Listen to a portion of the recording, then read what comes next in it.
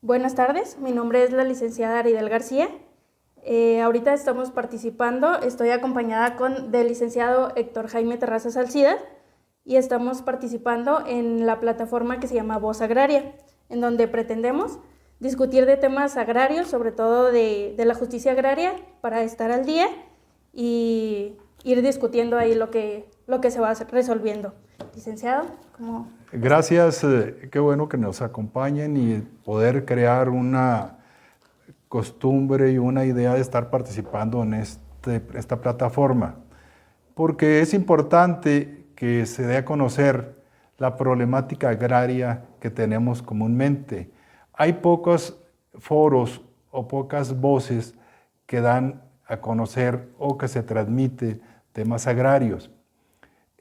Parece ser que el agrario, algunas personas dicen, no, pues es que el agrario ya no tiene importancia, se modificó el artículo 27 constitucional en 1992, ya no hay reparto de tierras, entonces en lo agrario pues ya no tiene interés, ya no tiene aplicación. No, fíjense que no. Después platicaremos sobre estos temas, que el agrario cobra mayor importancia ahora porque es transversal. ¿Qué quiere decir esto transversal? Pues se relaciona con muchas materias. Un ejido, en un ejido pues hay minería, hay turismo, hay agua, hay tierras de cultivo, hay bosque, hay una serie de actividades que desarrolla el ejido y el ejido entonces tiene que atender y regularse conforme a esas leyes, esas actividades, y el ejido puede participar. Pero bueno, derivado de ello, ustedes se han preguntado ¿de dónde nace el ejido? ¿O por qué nació el ejido? Okay. Permítame tantito, licenciado. Antes de esto, yo creo que es necesario aclarar que nosotros somos abogados agrarios, trabajamos en un despacho en donde tenemos experiencia, sobre todo usted, para litigar en materia agraria. Entonces, usted sabe la historia desde el primer ejido que se hizo en México y cómo se ha desarrollado toda la regulación, la legislación, los casos más controversiales. Entonces, para empezar por partes, primero sí quisiera que me explicara a mí y a los que nos están escuchando de qué es un ejido. Bueno, miren, el ejido lo conocemos ahora como una persona moral, ¿sí? Pero ¿por qué nace este ejido? El ejido formalmente nace a partir de la Constitución de 1917 y por el movimiento revolucionario de 1910. ¿Y por qué se da esto? ¿Por qué se impone en la Constitución del 17? ¿Por qué se establece esta figura del ejido, el reparto de tierras? Bueno, pues fíjense que ustedes saben que México se hizo independiente en 1821, ¿verdad? Se firma el Acta de Independencia, pero anteriormente traíamos una etapa de 300 años de la colonia, donde hubo una gran concentración de tierras. Bueno, pero el país, no obstante que se crea como la nación mexicana, y todas las leyes, la Constitución de 1824, todas las demás constituciones, a la del 57, no atienden el problema agrario. Si bien es cierto que en la Constitución del 57 y otras leyes sí establecieron la separación de la Iglesia del Estado, y luego hubo leyes en las cuales una ley en la cual se nacionalizó los bienes de la iglesia. Quiso decir que el gobierno, el Estado, se hizo propietario de todos los bienes, de todas las tierras de la iglesia. Pero ¿qué pasó? Pues el Estado se hizo el gran latifundista, o sea, el latifundista el gran propietario de tierras. ¿Y ahora qué hacía con esas tierras? ¿Sí? Entonces, bueno, sacaron algunas leyes, como la ley de terrenos nacionales, baldíos, y demasías, así se llama, en los cuales el gobierno vendía terrenos a los particulares. ¿Para qué? Como una forma de reparto de tierras. Pero ahí no era poquito inequitativo a qué particulares les vendían los terrenos. Sí, porque recuerden que veníamos de un proceso en el cual la población estaba altamente empobrecida. ¿Sí? La mayoría eran peones acasillados, hasta inclusive la etapa del porfirismo. Entonces, ¿quiénes tenían la posibilidad de comprar esas tierras? Pues las mismas personas que habían hecho dinero, que traían dinero desde la colonia, de la época de la independencia, todo ese periodo tenían gran acumulación de dinero por diferentes actividades, la ganadería, la minería, algunas personas mineras de aquí que hicieron grandes recursos. Entonces eran las personas que tenían posibilidad de comprar tierras. Entonces, a ver, recapitulando, el Estado le quitó las tierras a la iglesia y luego no supo qué hacer y se las vendió a quienes podían pagarlo. Así es. Y no podían pagarlo los que lucharon en la revolución por esas tierras. Antes de la revolución. O sea, no obtenían dinero y no podían comprarlo. Pero entonces, en producto del social que sucede antes de 1910, este movimiento revolucionario, que si bien es cierto, inicia por una demanda de democracia, que ustedes lo saben, había una la gran masa de la población estaba sin tierras, estaban en las haciendas, se le llamaba peones acasillados, dependían de las tiendas de raya, las tiendas de raya que eran, bueno, trabajabas en la hacienda y el mismo patrón, el mismo hacendado te vendía el azúcar, el café, ciertos alimentos, ciertos granos, al precio que ellos querían, entonces nunca salían del adeudo. ¿Y qué es lo que sucede? Entonces ya en el movimiento 1910, sabemos pues, quienes participan, Zapata con sus propuestas, Villa con sus propuestas, otros, Soto y Gama, los grandes ideólogos del movimiento social que influyen en la redacción del artículo 27 constitucional. Entonces en el artículo 27 constitucional 1917 dice, no, aquí tenemos que darle una solución de fondo al problema de la tierra, de la gran concentración de tierra. Dicen, bueno, tenemos que repartir la tierra y tenemos que repartirla y entregarla a quien no tenga tierras, a los campesinos que carezcan de tierras. Y entonces así es como empiezan a hacer los ejidos. Entonces, aquellos campesinos que no tuvieran tierra solicitaban al gobierno federal, inclusive la Constitución le impuso una obligación al mismo gobierno de expropiar inclusive tierras para entregarse a los campesinos que carecieran de ellas.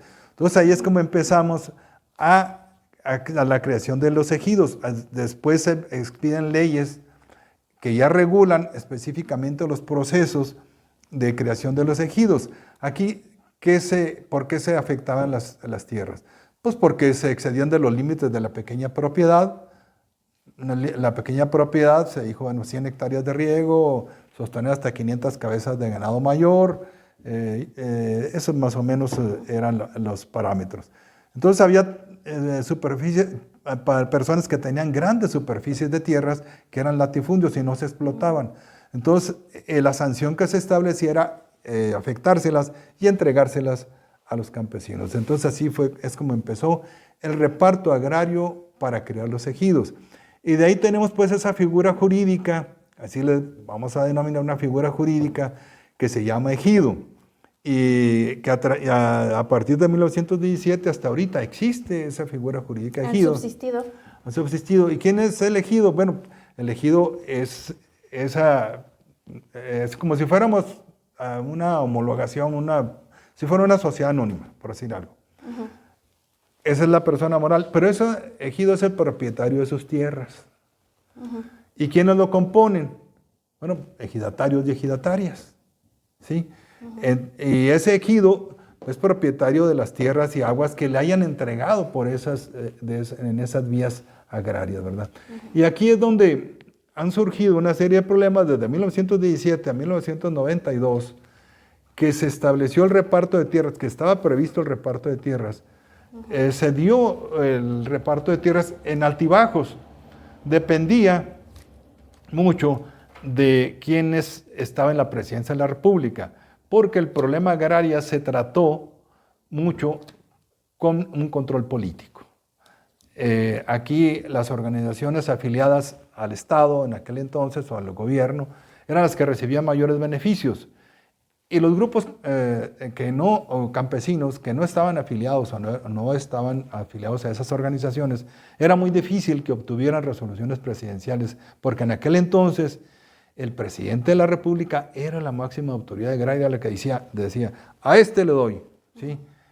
O sea, un ejido para poder, hacía su solicitud de creación del ejido, para ver qué terrenos, qué hectáreas le asignaban al ejido para hacer la creación y todo, pero había mucha influencia política cuando se fueron creando. Sí, hacían una solicitud de dotación de tierras, así se llamaba, y entonces el Estado estaba comprometido, tenía una obligación a estudiar en un radio legal de 7 kilómetros las tierras, a ver si esas tierras no había exceso de los límites de la pequeña propiedad, si estaban en producción o si no estaban realmente tituladas. Entonces, si se encontraba en una situación de eso, se afectaba y se les entregaba a los campesinos. Bueno, ¿y los certificados de inafectabilidad?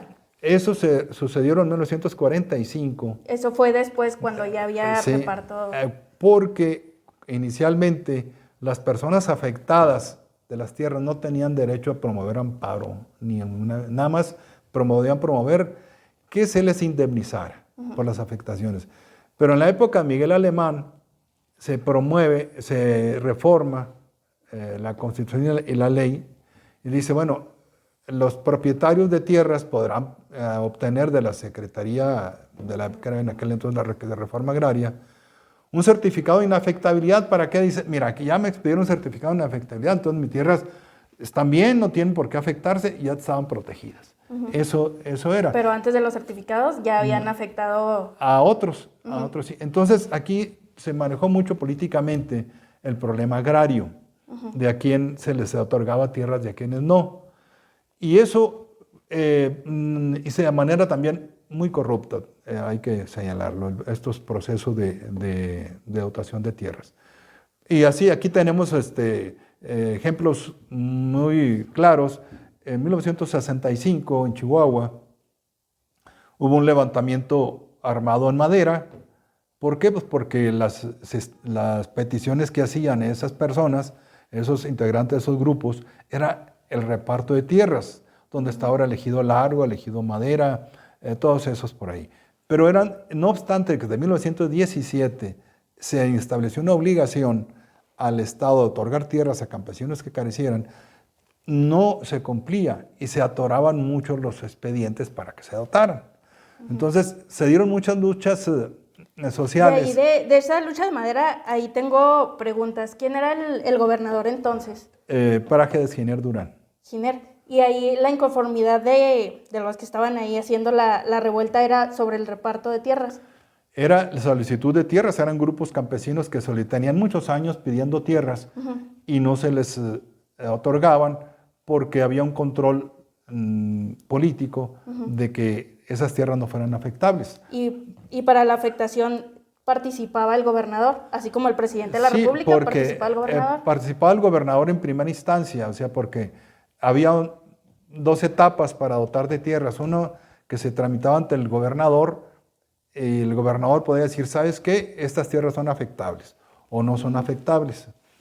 Entonces esos expedientes nunca pasaron de ahí. Vemos ahí, bueno, pues el Ejido Largo, que eran terrenos antes eran de bosques de Chihuahua, luego se expropiaron y se le entregaron al Ejido Largo.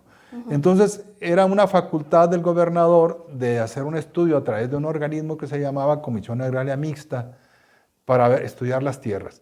Si la Comisión Agraria Mixta decía, bueno, hay tierras afectables porque no se estarán trabajando, se exceden los límites de la pequeña propiedad, se proponía su afectación. Entonces el gobernador se decía que se expedía un mandamiento gubernamental para que se afectaran. Y de ahí pasaba ya a lo que es a la dependencia federal que revisaba lo que hizo el gobernador. Entonces había aquí mucho control político, ¿verdad?, en los procedimientos agrarios. Y ahí está muy bueno ese tema. Ahí en la revuelta de Madera hubo, no sé si puedo decir la palabra, pero a los revoltosos les dieron ahí un escarmiento a la sociedad, ¿no? Para que no anduviera de revoltoso. Pues nada más les dieron, dijo Prájedes Giner Durán, si quieren tierra, esta tiene hasta que se harten. Los enterraron en una fosa común. Eran maestros normalistas, eran universitarios, eran campesinos. Pero antes de darles la tierra, los paseó por el centro del pueblo, ¿verdad? Sí, pues fue un escarmiento, ¿verdad? Porque ahí era un control, ¿verdad?, político. Podemos estar de acuerdo o no en estos tipos de acciones que intentaron ellos, pero lo cierto es que en ese momento el problema de reparto de tierra hacía crisis porque no se repartían las tierras y los campesinos pedían constantemente que se repartieran, que se entregaran, no obstante que estaban los expedientes ahí. Entonces, no nada más aquí, en otras partes de la República hubo este tipo de acciones. Pero sí, el Estado tranquilizó, no de la mejor manera, pero tranquilizó a los revoltosos. Sí, pues los exterminó. Les dio su tierra. Entonces, nos quedamos en la dotación de los ejidos, hubo el reparto, todo ese sistema.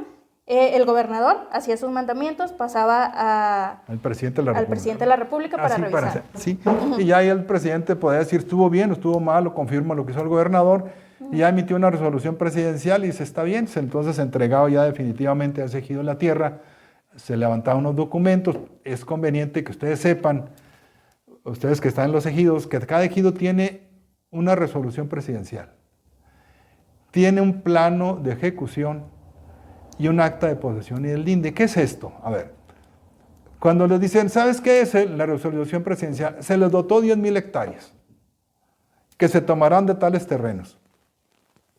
Entonces ahí dicen, como se dice ahí en el ejido, así reza la resolución presidencial. Entonces se ordena que se ejecute esa resolución presidencial. ¿Cómo se va a ejecutar? Dice, bueno, pues ahí hay un plano. Y con ese plano va y se camina, y dice, bueno, el punto 1 al punto 2 son 1,000 metros con una orientación astronómica. Y así se va haciendo el recorrido y existe un acta de posesión del linde, que ese es el documento formal con la que se le entregó al ejido. Miren, y esto es muy importante, ¿por qué? Porque cuando ustedes ven un acta de posesión y del linde y el plano, ahí se van a dar cuenta de dónde llega su terreno. Ahí están los límites establecidos del ejido. Así es, entonces, porque a veces, en ocasiones hay conflictos, ¿verdad? De límites. Dice, oye, ¿sabes qué? Aquí me falta, o es un límite, hay un conflicto, un límite con un ejido con otro o con otra propiedad. Entonces aquí debemos de estar, tienen todos los ejidos donde tienen sus documentos, se llaman documentos básicos. Y si esos ejidos tienen ya los límites establecidos, ¿por qué se siguen dando los conflictos? Porque no se ejecutaron debidamente las resoluciones. En ocasiones, con la tecnología que tenían, los puntos no se fijaban adecuadamente y hay variables. Dicen, bueno, 20 grados, 30 minutos, tantos segundos.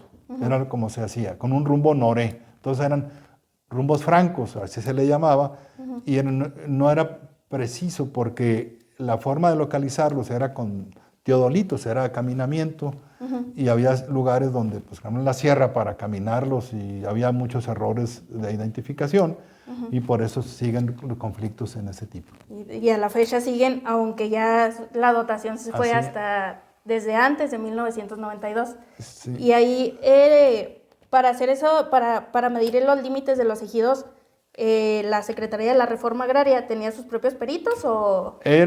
Sí, tenía sus topógrafos, que iban ellos mismos, inclusive había gente muy buena para hacer esas mediciones, iban y ejecutaban y entregaban la tierra, hacían una ejecución con esos planos y se levantaba un acta.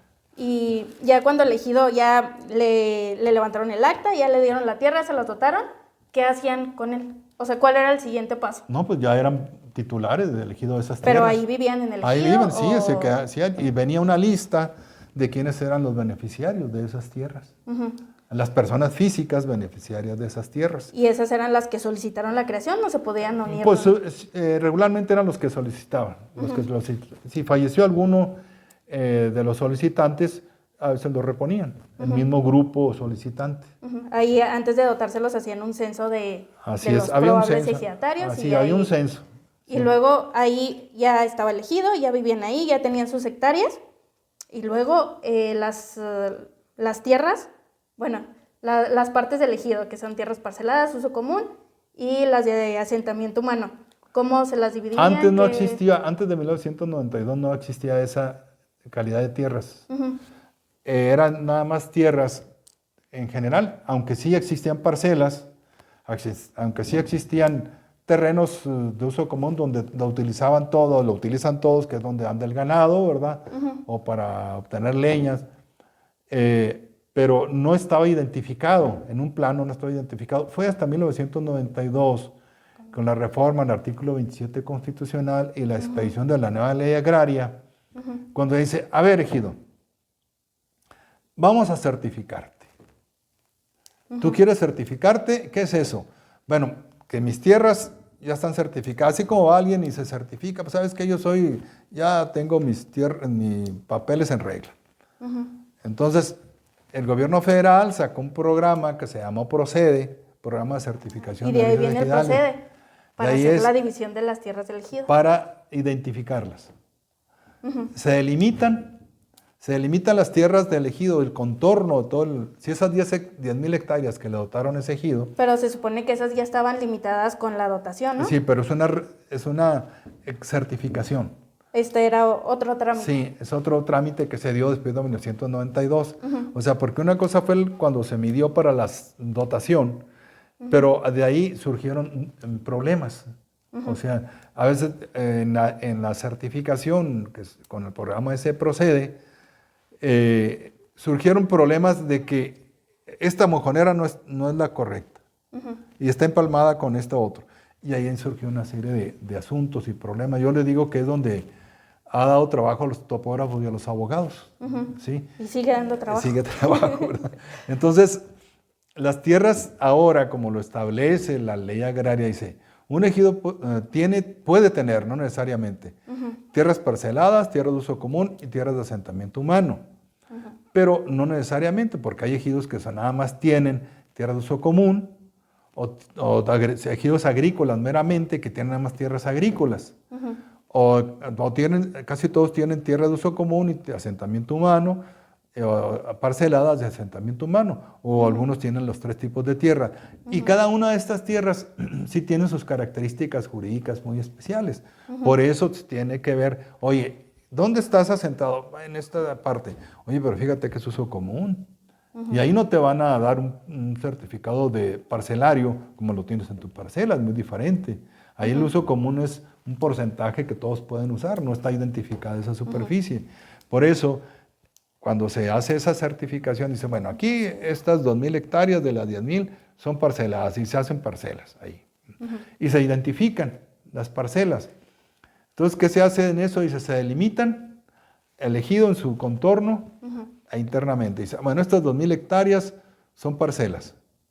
¿Y cuántas parcelas salieron de ahí esas 2,000 hectáreas? Pues salieron 500. ¿Y ahí cómo se ponían? Cada ejido, bueno, los ejidatarios de cada ejido se ponían de acuerdo en cuáles eran la superficie que iba a ser parcelaria, cuál iba a ser de uso común, o Procede. No, ellos proponían en la asamblea. En la asamblea se hacía un estudio, se hace un levantamiento a las parcelas, y de ahí dicen, bueno, pues estas son las parcelas que se encontraron.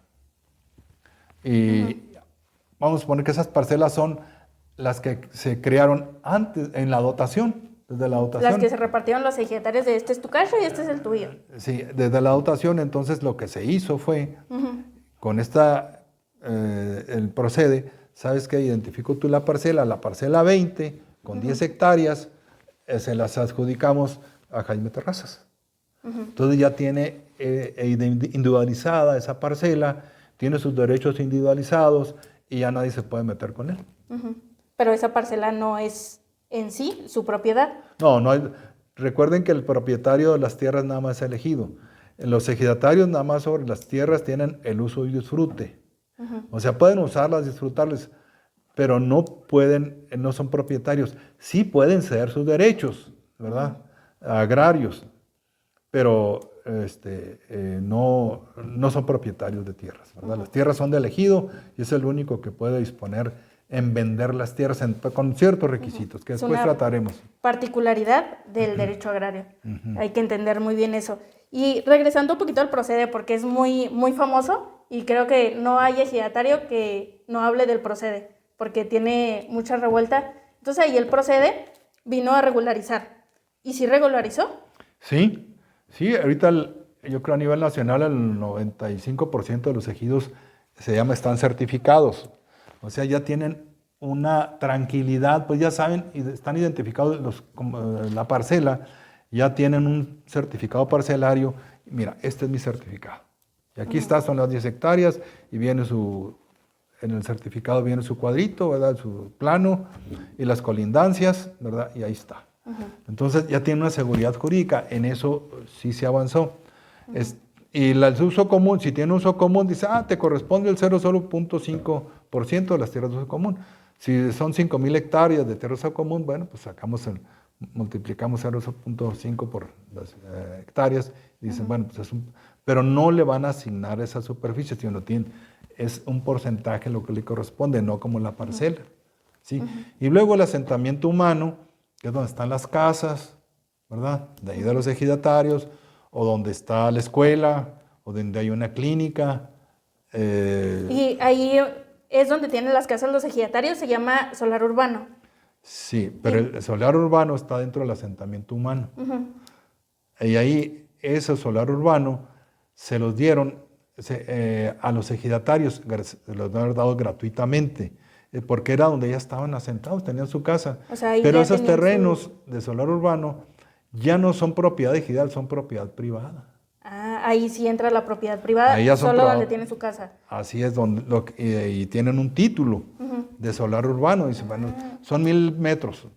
Ahí donde está la casa, es el corral o una bodega, ¿verdad? Ese es el solar urbano. Y ese sí lo pueden vender. Eso lo pueden vender, ¿verdad? Así ya no es terreno ejidal.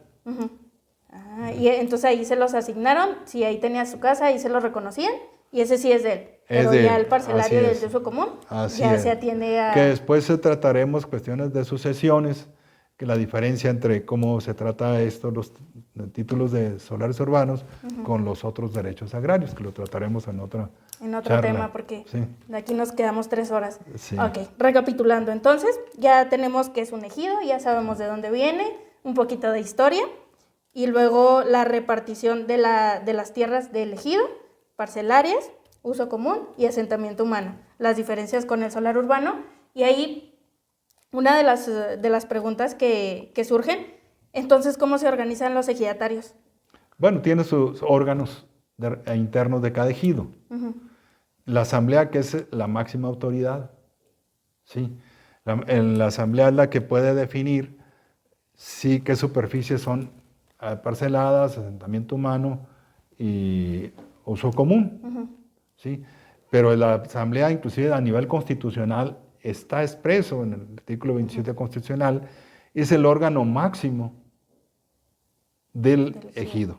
¿Sí? Y está conformado por todos los ejidatarios. Los ejidatarios. ¿Y pueden comparecer los avecindados? Sí, pero no tienen voz, pero no voto, los avecindados. Los avecindados pueden ser personas que están en el ejido o pueden ser poseedores de una parcela. Aunque no sean ejidatarios. Aunque no sean ejidatarios. Sí, ahí está figura de los poseedores, personas que no son ejidatarios y son titulares de una parcela como poseedores. Y ahí, a grandes rasgos, porque es otro tema también, ¿cómo se puede ser poseedor de una parcela sin ser ejidatario? Pues la asamblea se lo reconoce.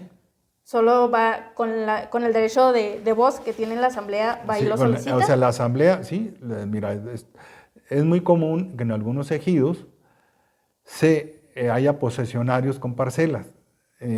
La asamblea se lo reconoce con las formalidades que tiene que haber para una asamblea, le reconoce la calidad de posesionario y esa asamblea envía esos documentos al Registro Agrario Nacional, dice, mira, esta persona es titular de esta parcela, no como ejidatario, sino como posesionario, y se le expide su certificado parcelario en calidad de poseedor, no en calidad de ejidatario.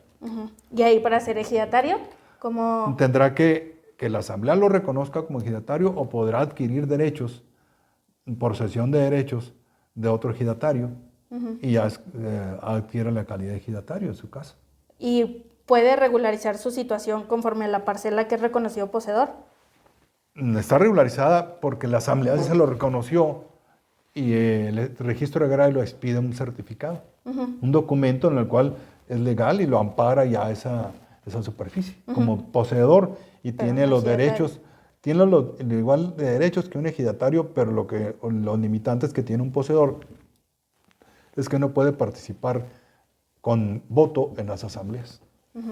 y ya para que sea reconocido es otro trámite. Es que otro tiene que trámite, hacer. así es, sí, así es. Ah, ok. Pues miren, como ustedes ven, el derecho agrario es muy amplio. Ahorita hicimos un panorama muy rápido, muy extenso, rápidamente, muchos temas de que se pueden tratar. Y esto es para despertarles el interés en ustedes de que si ustedes tienen por ahí alguna pregunta o alguna duda, algún problema, con todo gusto los podemos tratar, abordar, orientarlos, ¿verdad?, en estos asuntos, porque tiene una variedad infinita de casos. Miren, la ley agraria es muy limitada para las realidades que tenemos en el campo. Y estamos construyendo el derecho agrario, inclusive se plantea de que haya una nueva ley, porque esta ley no cubre todos los supuestos. Y eso nos lleva a problemas de que los tribunales agrarios tienen que estar a veces emitiendo sentencias que no son las más acordes con la realidad, o los tribunales ya colegiados. Entonces, sí vamos a tratar temas posteriores, por ejemplo, las sucesiones agrarias. Es un tema muy amplio que se ha complicado mucho. El problema de la familia con las sucesiones, que no está previsto en la ley agraria, son temas muy interesantes que debemos abordar en beneficio pues, de toda esta gran población. Fíjense que casi el 50% del territorio nacional y en el estado es ejidal, es de propiedad social. Entonces, ustedes deben de ahí nada más colegir pues, cuántas personas habitan en esa superficie y la problemática que tienen legal en todo esto, las sucesiones. Yo digo que hay muchos derechos agrarios orejanos. ¿Qué quiere decir que son orejanos? Pues no tienen dueño, porque no se ha tramitado, no se ha regularizado la situación. Y eso es muy importante porque en determinado momento se hacen los conflictos internos muy fuertes y los únicos que ganamos a veces somos los abogados. Y eso no es bueno. No es queja, pero hay que regularizar. Y una de las cuestiones ahí, ya pasando un poquito a la justicia agraria, como decía, que la sociedad va muy rápido y sobre todo va muy rápido para una legislación como la ley agraria que se creó en 1992. Entonces ahorita ya con el boom que tenemos de derechos humanos, de reformas constitucionales, de la manera en cómo se está organizando la sociedad, en tecnología, en ideología incluso, es necesario abordar estos temas desde una perspectiva más actual, real y sobre todo acorde a las necesidades de la sociedad, porque al final de cuentas la sociedad es la que llega al despacho a pedir asesoría jurídica y es para lo que nos estamos preparando y para lo que queremos que sea esta plataforma, para platicar un poco más de cerca con la sociedad y discutir sobre estos temas, para dónde va la justicia agraria y qué es lo que se necesita, y sobre todo ampliar un poquito más el conocimiento, que ese nunca sobra. Entonces, ¿algún comentario, conclusión? Pues no, estamos invitando a que corran la voz agraria. Es una plataforma de comunicación con la sociedad, sobre todo la sociedad campesina, y no nada más a los ejidatarios. Todos, hay pequeños propietarios que también la sufren igual que los ejidatarios y sufren problemas. Mire, la cuestión agraria no nada más es el reparto de tierras o el conflicto, no. Hay formas, la misma ley agraria y el artículo 27 constitucional da formas de organización para los ejidos y para los propietarios. Inclusive hay formas de organización de los ejidatarios o de los ejidos para ellos sacarle el mejor provecho a sus tierras. ¿Por qué no ellos mismos, si están en un ejido que es conurbado, una ciudad, por qué ellos mismos no hacen todos los trámites, asesorados obviamente, para hacer desarrollos urbanos en lugar de vender las tierras a un desarrollador? Ellos lo pueden hacer, la ley agraria le da las herramientas jurídicas para eso. Pero lo que pasa es que muchas veces no quieren que se sepa esto o no se asesora adecuadamente para que obtengan el mayor beneficio. Es diferente vender la tierra en Breña a 5 pesos el metro, vamos a poner ahorita ya no vale eso, a venderla en 4,000 o 5,000 pesos el metro, ¿verdad? Pero eso lleva la organización de los ejidatarios del ejido para poder ofertar mejores condiciones sus tierras. A las inmobiliarias no les gusta esto, pero sí lo pueden hacer los ejidos afuera de del derecho privado. Para eso es la organización y el objeto del ejido es organización para mejorar. Entonces hay que mejorar, pero adentro de la sociedad, cómo se va desarrollando. Entonces... Bueno, pues les agradecemos, que tengan buena tarde y nos vemos en una próxima charla. Gracias. Hasta luego.